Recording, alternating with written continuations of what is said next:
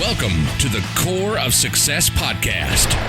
Entrepreneurship, success, health, life, big things are in your future. And now, your hosts, Sean and Mike. All right, welcome back, everybody. This is episode 5 of the Core of Success podcast. How about that? I love it. Incredible, man. Number 5. Feeling good. I think we're getting better each one. Well, I don't know. Nobody really listens, so I'll have to find out. But that's a good on point. That note, Yes. We're your hosts. I'm Sean. Hey, I'm Mike, man. Ready to go. And we have a very special surprise for you. First of all, leading with gratitude, thanks for being with us. If you're actually with us, we don't know. Yes. But we have a very special guest. This is the first episode we're actually having a guest, Mike. Well, that's why I'm saying we're improving. Oh, right. Because right. it's not just you and I. Right. You know, I think the addition of our next guest is going to just take us up. So, and hey, there'll never be another first guest. So Let me introduce you to her. Her name is Kim Healy, and she is the Abs Company Director of Operations. But forget that for the minute. She is employee number 1. Gosh. Yes. Next year will mark 20 years of service with the Abs Company. Wow. You deserve some kind of medal or straitjacket just for that. I don't know. Yes. I don't know. Yes. That's incredible. You worked 20 years with Sean Gagnon. Wow. Wow. How about that? Yes. I have 2 wives who haven't totaled that amount yet. So. Ah. So, Kim, back She's a in those saint. days, this was the year 2000 we got started. What got you here? How'd you get started with us? Well, it was at the time when I had been a working mom. A stay-at-home mom for about 10 years, and I was ready to get back into the workforce. And I belonged to a gym, and I noticed they were looking for a front desk person. So I thought that would be a fun job, and I noticed that I got my membership at the club free when I worked there. So I Perfect. thought that was a really good deal. So I started at the front desk at the gym. It was called Exercise. Very cool. And that's where I met Don and Sean. Yeah. And that was before the time of their first business, which was Body Time Wellness. And so when they started that business, they needed some help, and they asked if I'd like to move away from exercise and get into the company with them, and I did. So I started with Body Time Wellness, and then when AbCoaster came along, I just transitioned into working for the Abs Company. It's incredible. Yeah, I remember those days. We had a small, very small 10 by 10 office, Yes. right? We had 2 desks in there, and our chairs would back into each other all day long. And Kim's taller than me, so I'd get scared sometimes, but she was very nice, never got angry. So, but more important than that, so that was 20 years ago. You had that transition. We'll talk about many of the roles that you've had here, but what kept you here all these years? That's a good question. That's a good question. Yeah. So many things. I over the years I grew to love the company and to love the products that they invented. I got to watch everything from the very beginning. I remember the first AbCoaster when it came in. It was sitting in our conference room, and it was just a prototype. And now look at where it's gone. And so a lot of it is just watching the way the company's grown, also the values of the company, the way that they treat people, and the fact that I live 10 minutes from here is very helpful. That helps, yeah. There's, It's interesting you say that. When we had the AbCoaster, and Mike, you remember this too, because you were the first. Mike was the first model on the AbCoaster. If you guys didn't know that. That's right. They took my face off of there, which I'm still pissed about. Yeah, but you are still on every AbCoaster all over the world. Yeah, but Face no one knows it's me. Well, listen, that's why we're still. Well, in I business. tell everybody. Right. Don't get me wrong. But you signed a few actually. But both of you guys saw this, which was kind of cool. Yeah, incredible. In the fact that you saw it at a prototype phase and then evolve into something real, and that's really just a neat thing to be a part of. And I can see how that would hook you into wanting to stay around. But it's a lot more than that. And one of the things that we're going to talk about here today, actual title of the podcast, is Team as Family. Yeah. And I think that you, Kim, were very instrumental in that. We didn't know that as a core value at the time. But I learned a lot from you about how important that is. I had a small family, very small family. You come from a larger family, but just more, you instilled so much of that here. And we're going to talk about that in a little bit. But you being here for these 20 years has really solidified that core value for us. If I can just interject real quick. So, in my other life when I wasn't here full time, right? Kim was the person that I always went to on the road. I had a lot of questions, and as you can tell in these podcasts, I'm not the brightest bulb. But I would still have a lot of questions. Yes, it's good. Yes. It's good. I still every day actually, and from the road, I would be trying to close deals and make things happen. And Kim, you were just like amazing because at that point I really didn't know you. I would just call everything was ask Kim, ask Kim. Ask Kim. Okay, Kim knows everything, so I'll just go there. Maybe that was part of the problem, so I never learned because I could just ask you. Right. But I just really, when I was reflecting a little bit this morning, was thinking about that. How I remember from my car, and you just handled everything. Yeah, it was amazing. It speaks to the I fact didn't that know what the hell was going on. we You kind of handled it. consider you the matriarch of the company, right? It's all these years, Yeah, but you really. had that motherly figure, and that was it. We knew, everybody knew. Right. You'd go to Kim, and you would get a solution, Yes. right? As we talk about all the time, we don't always come up with the right solutions. We fumble through things, but there was always a solution. You never turned your back on anybody, and it immediately instilled the trust. And like Mike said, he was always calling in from the road or from an appointment, needed it now. Yeah. And that he had that faith in you. And it speaks back to family. If you need your family member, Right. when you need them, you call them, you're going to get help. And that's what you brought here. So I think it was actually incredible. Always. It just kind of speaks to who you are as a Always. person. Yeah. That wasn't forced. Right. Nobody taught you that. You Right. taught us that, Right. right? Someone So always had your back. always, no yeah, matter and what. that's family. Always had your back. So in these 20 years, Kim, you have served pretty much any role. I don't think there were too many, if any, things that I've said, hey, Kim, can you? And you would say no. You weren't always happy, but you understood it was a small business. But tell us a little bit about a couple of things that you did through the years. I know there were 50, but give us a few. There's a lot. I've worn a lot of hats here. I remember one day Sean said, we should really sell our stuff on eBay. Why don't you learn how to do that? So I went to the bookstore and I bought a book for how to sell on eBay for dummies, that yellow book. Nice. And then we opened an eBay store. So I've done e-commerce, I've done the finance department, I've done parts, I've done what else? Marketing. Marketing. I used to create our emails That's right. in iContact, Fantastic. right? Body Yes. time, Yeah. logistics, obviously, Obviously, operations. and logistics. I learned Yeah. all about that. I didn't even know what a pallet was when I first started. Right. You've unloaded trucks. Don't forget that. You're Yes, warehousing. A lot of manual labor. Right. I A lot of take customer the garbage service. out. I did some She's in cleaning. good shape. Housekeeping. That's good. That's Yeah. good. It is Pretty in- much everything. Yeah, and it really speaks to what happens at a small business, right? A lot of people think that, it's just so glorious, right? You hang your shingle and all of a sudden the money comes Yeah. in and somebody else does the work. Well, as you can attest, it's just not true. I mean, Right. we've really We all had to work adapt. together. We've had to flow. But I think through all of that, you were able to find your giftedness, right? You're able to find that thing that, brought you joy, which we talk about a lot here, but also that thing where you can really excel. And I believe for you that is the logistics and the operations side of the business. Yes, I agree. That does give me passion, and it makes me, I'm very dedicated to it, and I love what I do.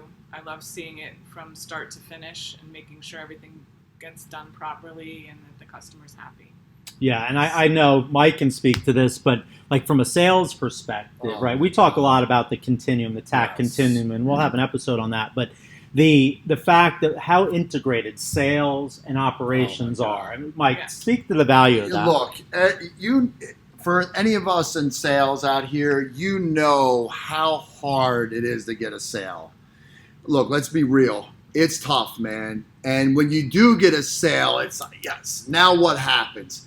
Now, if you get someone to give you, their credit card or sign the proposal, then what happens? If it's fumbled at that point, if the shipment goes wrong, if they get the wrong equipment, if something should happen along the way, which we know things can happen, you're never going to be able to, it's going to be super difficult to go back to that person again and get a sale, in addition to getting referrals and really building your pipeline at that point.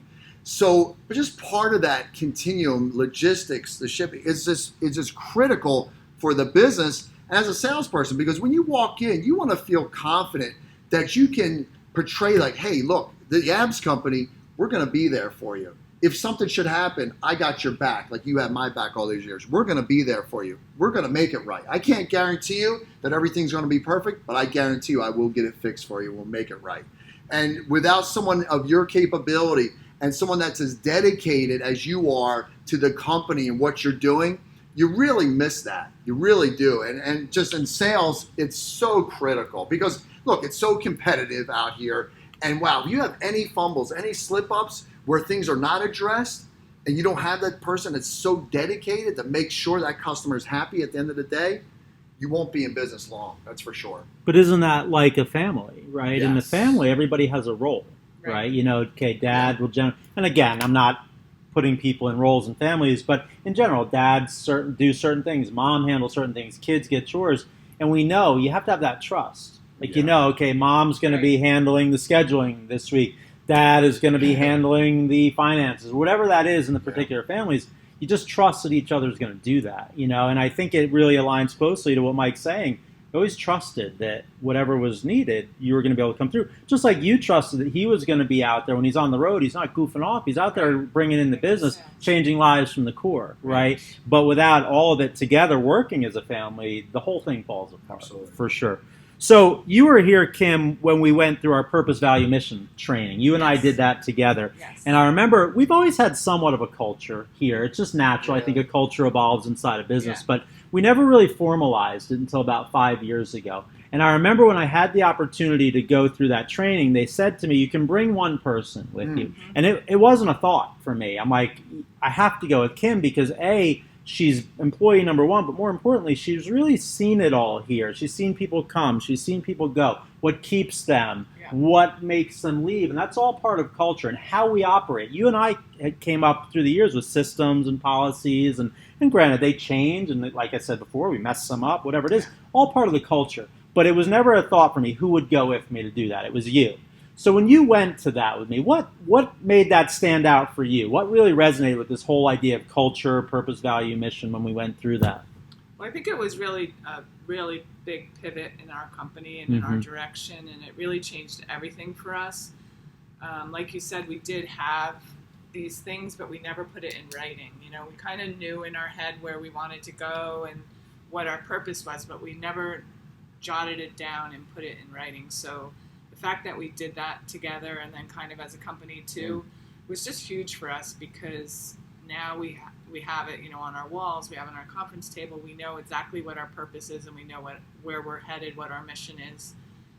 So I think that was a big step for us. And then as far as the core values go, that to me is like the most important thing we've done over the years. We made, I think, 12 core values.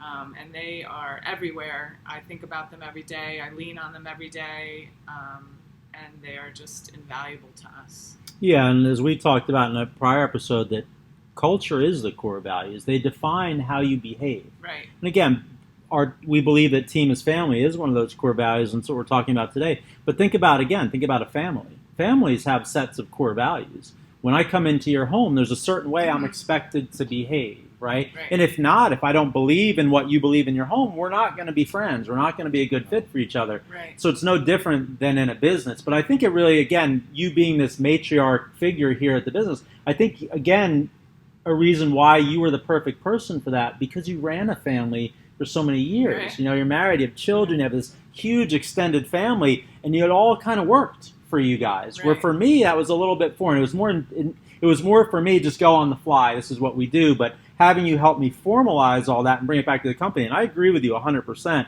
that was the pivotal moment in the ABS company. There have been moments throughout it, but that was the one that took us to that next level. I was talking about someone just the other day about this. Since the time we've gone through that, we've literally doubled the business. Wow. Right?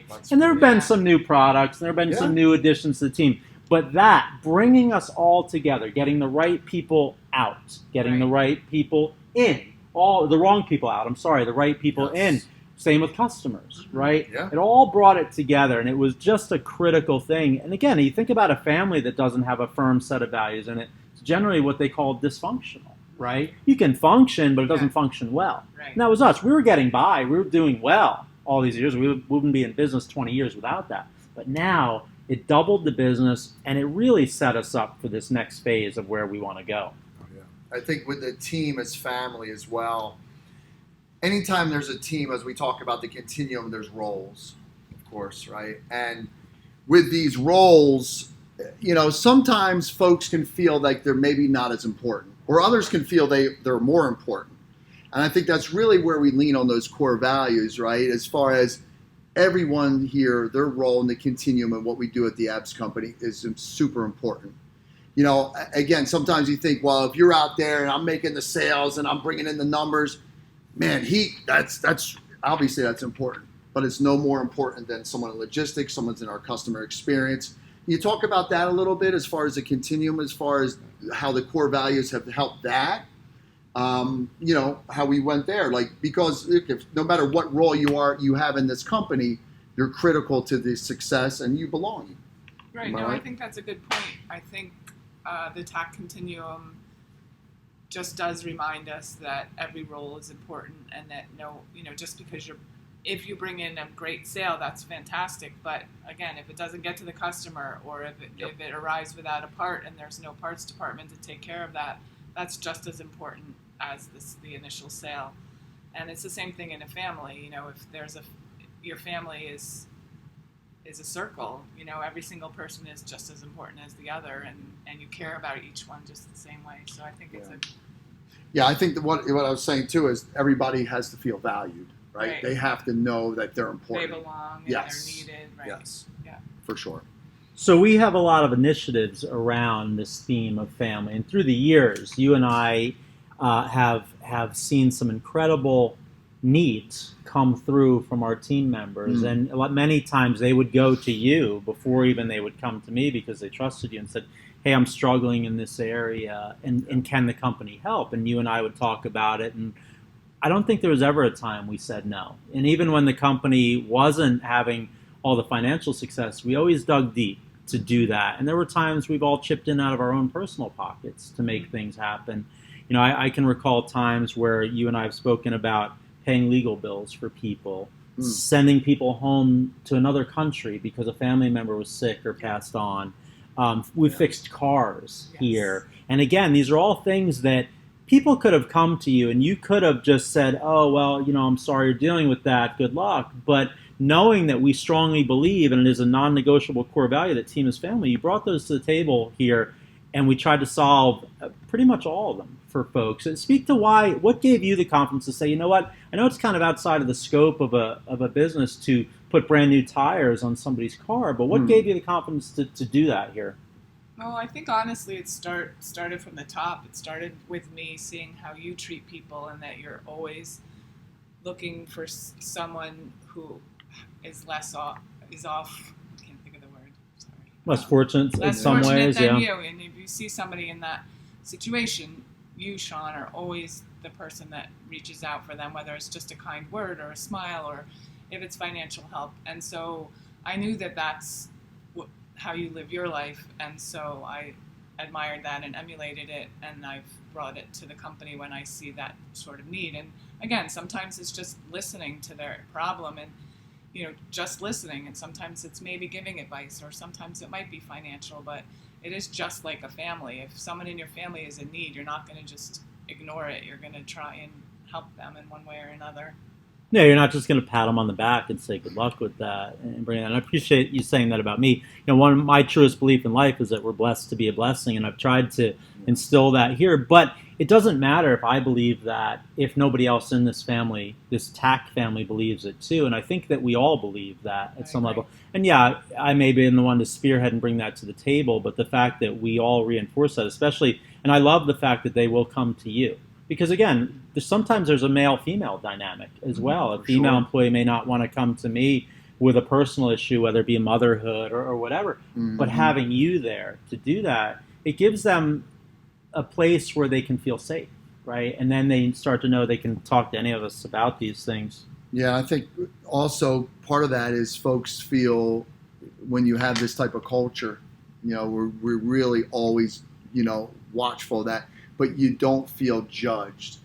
Like, I don't think anyone ever who went to you, my opinion, ever felt like you were going to judge them if they were in a certain situation. They weren't judged, We just kind of said, hey, understand, what can I do to help? And let's move it, man. Let's help this person. No, I agree. For sure. I truly believe that everybody has a story. Like, there is not one person on this earth that has a perfect life. Yep. And you have to keep that in mind. when Yeah. you're treating other people and listening to their, stories. And there's always a story for everyone. I remember a time we had one of our quarterly meetings, and you led us through an exercise where we shared some of those stories. And I remember it was a very unique quarterly meeting because almost everybody who told their story brought themselves or somebody else to tears. And we're like trying to drive a business forward here. Yeah. But when we all connected on that familial level, I think you did drive the business forward. And that was an incredible thing. And not something that we would have all easily thought of, hey, what activity are we going to do at the quarterly meeting? Let's tell a unique story about ourselves, right? So I thought that was a great thing that you brought here. But one of the other things that you did here that I want to talk about is you started this initiative. Now, I was away at the time. I was on a trip. And you generously took the company credit card, and you decided to buy everybody on the team lunch one day, and you sat down and you started what we now call Friday or family lunch. So tell us about that. Nice. What gave you that idea initially, and what have you seen since then? It's been many years now that we've been doing this. Yeah, we were in our first office then, so that was a long time ago. Yep. Well, I think it started because I have a super strong work ethic, and when I'm at work, I'm not all that social. So I'm really focused on what I'm doing, and I might not even chit-chat very much. So I felt like, at the time, I kind of felt like the team we weren't growing, bonding, we weren't getting to know each other. So I was just thinking to myself, like, what could we do, to correct that or to feel more like a bonded team, so we worked together. And it came to me that everybody always looks forward to Friday because they have the weekend ahead of them, and I just thought it would be nice. And actually what I said was, excuse me, everyone. Let's all eat together on Friday. So I said, everyone bring your lunch and we'll just sit together for a half hour, because in the abs company, most of us work through lunch. We eat at our desk. So this was a chance to stop working and sit together as a team and talk about not work, but to talk about, your own personal life. And then when Sean came back from wherever he was, he said, you know what, I love that idea and I'll pay for it. Oh, right. Nice. See, sometimes stories get twisted. And it was great. And we've been doing it pretty much every Friday since, whether not everybody can join all the time, vacation, travel, whatever, but every Friday there is a lunch. But what I think one of the things I love most, and the company provides it, but for the few dollar investment that the company makes in that, the rewards have been invaluable. But I think one of the big things that has come out of it is you implemented this theory, this policy, that we don't talk about business. It's not a working lunch there. And there's a big difference there. Yes. Many companies have a working lunch, right? Oh, let's get through this topic while we're all enjoying a pizza. But that's not what this is. What do we talk about at that lunch? Well, in the beginning, we used to actually have like a tradition where you had to go around in a circle and tell them what your plans for the weekend was. So we really, even if we had visitors, we'd be like, okay, what are you doing this weekend? Right. It would be like the FedEx guy, and he'd be like, well. But we've kind of gotten away from it being like mandatory, but we just talk about maybe what we're going to be doing this weekend, or if it's somebody's birthday, we talk about what they're doing for their birthday, or if there's something important happening in a family, a wedding or a birth or something, we just chit chat about that. And it's really, really great because it gives us a chance to get to know each other on a personal level, because we're all really hard workers, and sometimes we don't spend that much time during the week just talking. So. Yeah, we rarely do. And it's interesting because people really look forward to it, right? The other day... Oh, I know I do. I know. Well, you don't miss a free meal. Since now I'm full-time here, shoot, I'm always trying to get here on Friday. I rearranged my schedule for Fridays to be here. And I think just to kind of second what you said, it really helps us all connect on a different level.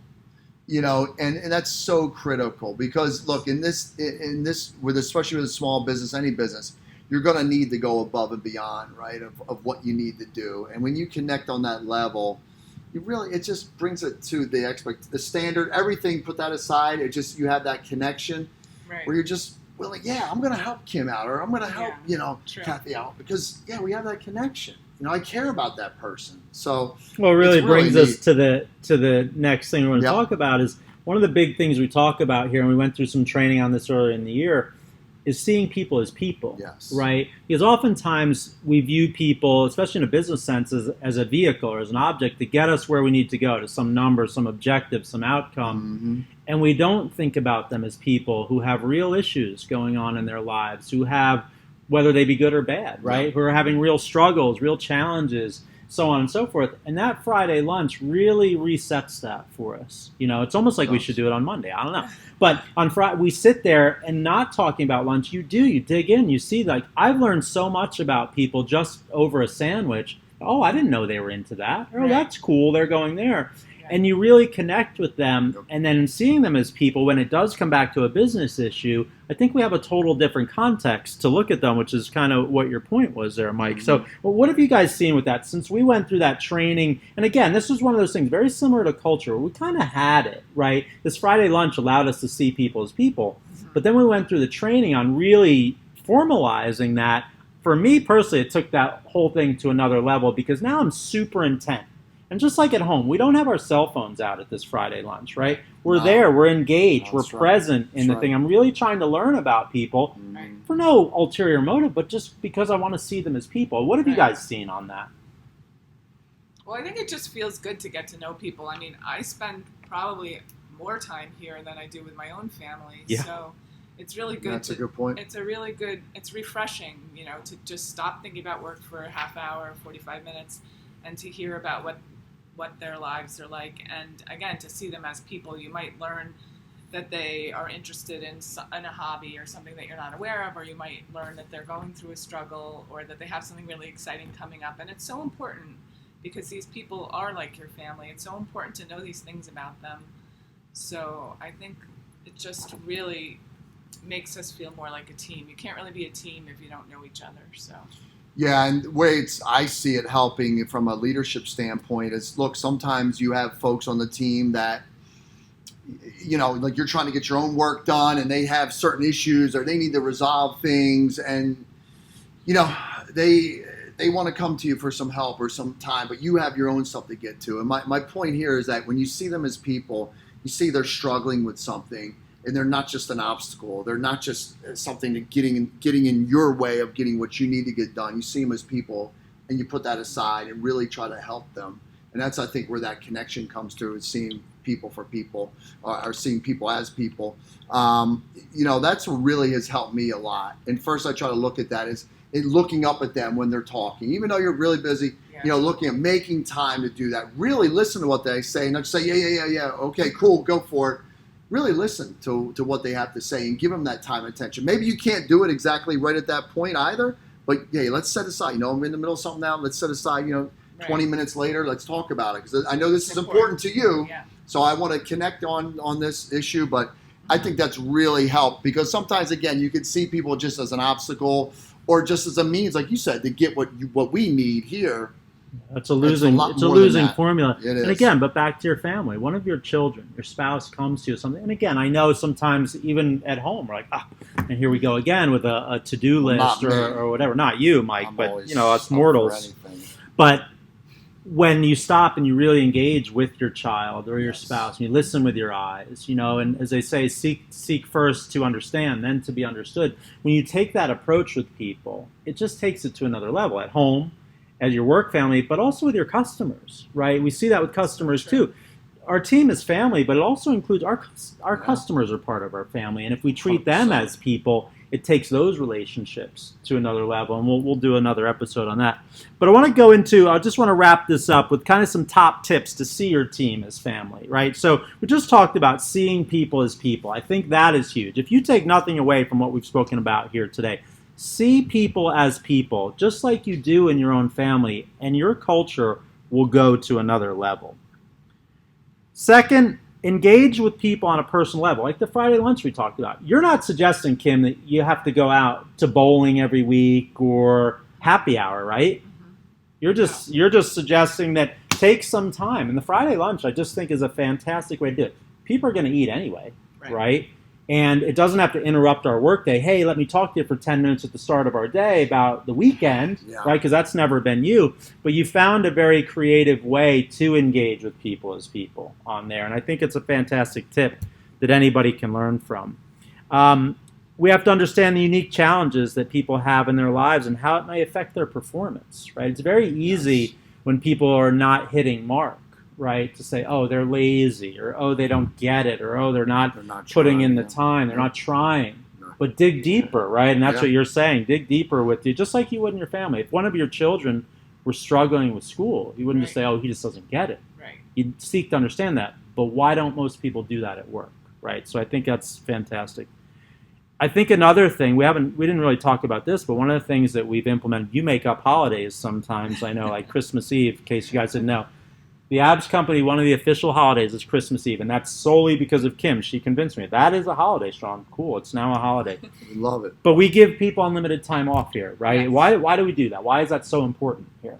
Well, I think it's important because you just never know what's going to come up in a family, and the Abs Company allows everyone who works here to have the freedom to decide what's the most important thing for them on that day. And if it's something that's going to drive them away from work, we have the confidence to know that they're still going to get their duties done. Mm-hmm. They're still going to fulfill their role, but they need to take care of something personally on that day. And I think that's another one of the reasons why I've stayed here for almost 20 years. It's just the knowledge to know, like, if there's a death in the family, I can take the time I need to get my family back in order, or if my car breaks down or whatever it is, that I'm not going to be judged, I'm not going to be punished or anything like that for taking the time. And the beauty of this unlimited time is that nobody here takes advantage of it. Never. We all know. That's no, true. it's true. I That's mean, right. I think if in some companies, if you That's part of gave that. that as a perk, that people would take advantage of it. But I think here everybody cares so much about the business and about their personal roles, and they know that they have goals that they have to meet, that they won't take advantage of it. So it's Yeah, I think we've seen through the years people actually take less time. When I Yeah. track it, because I do, we track it, of course. Unlimited doesn't mean we don't measure it. We measure it, but when we look, people, it's amazing. People have been here 10, 15 years. Most companies, that's giving you, like, Mike, you get a test, that would give you, 3, 4, 5 weeks off. And we're seeing people sometimes, too. Sometimes we've told people, you have to step out of this. Yeah. You have to stop, recharge, relax, just like you do in a family. You can't be with your family every second. Sometimes going Right. back to work for a new mom is really important, right? And then when she's back with the family, she's engaged, she's present. So I think that's super important, giving people time to do that. I'll tell you, if I can just say something about that too. As you know, we're always looking for, people to join our family, upgrade talent, bring more folks in, because our company's growing by leaps and bounds, right? That's the one thing a lot of times, in addition to our culture and our core values, that they'll say, is that real? Like when I send them the unlimited time off, like, is that real? I'm like, yeah, that's real.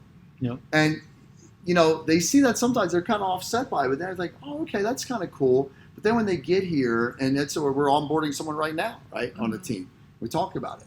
I think they see the standards, because standards don't change. Standards Right. don't change. Standards never change. And the performance is winning, right? That's the culture is winning. And when you have that, hey, look, we need you, because we all need time away. Like we took the week in July. That was amazing. And we did some stuff a little bit, but for the most part, we were not talking about work. We were hanging out, playing wiffle ball, football. I beat him most of the time in wiffle ball, by the way, and some of the volleyball. But the thing about it is you have that time away.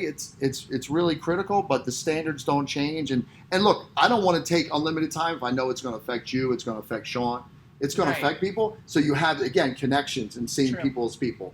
Yeah, look, as we always say, this is a business. It's not the vacation club, but people need to take that time, Yep. and I think that strengthens the family. And I think the last tip that we would share is understand that your words and actions deeply affect your team, positively or negatively. There's the old adage that people will forget the things that you've said, they will forget the things that you did, but they'll never forget the way you make them feel. And I think we can take that for granted sometimes in a family, right? Right. But coming back to that center of seeing these people as people and remembering that every interaction is a chance to either lift them up or push them down, just like at home with our spouses and our kids. And that long-term success of them is going to hinge largely on their interactions with us. And not seeing them as an object within the business, but as a true family member will take that to a completely different level. So I would strongly encourage people, and I think you guys would agree, is just to slow down in your interaction with people. Like Mike, you mentioned, listen with your eyes, look up, put your phone down. And it doesn't have to be, look, if you interrupted me, great. Listen, Yeah. Thank you for coming in with that issue. I need 10 minutes, we'll get to it, right? Just being honest, and then following through with what you said. but really just treating your team members as your family, you will see your business culture and your business performance go to an extremely different level. 100%. We talk about it at companies all the time that we're very successful. Change in leadership. Yeah. Now, where are they at? Where are they at?